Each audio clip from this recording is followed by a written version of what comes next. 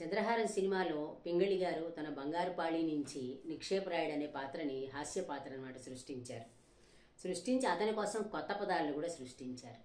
ఈ నిక్షేపరాయుడు అనేవాడు రేలంగి అంటే ధూమకేతు మహారాజు గారి దగ్గర మంత్రిగా చేరతాడు. రాగానే ఆయనకి చెప్తాడు, నిక్షేపరాయుడికి మర్యాదలు చెయ్యాలి కాబట్టి ఏమంటాడంటే ఈయనను అతిథిశాలకు తీసుకువెళ్ళండి అంటాడు.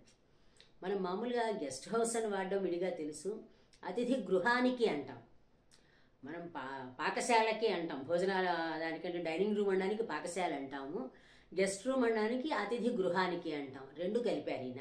అతిథిశాలకి ఇది ఎప్పుడు మనం గోశాల తెలుసు, మనకి పాకశాల తెలుసు, పానశాల తెలుసు, ఇలాంటి పర్ణశాల తెలుసు. అతిథిశాల అనేది ఎప్పుడు మనం వినల, కలిపిన పదంగా. విడివిడిగా అతిథి తెలుసు, శాల తెలుసు.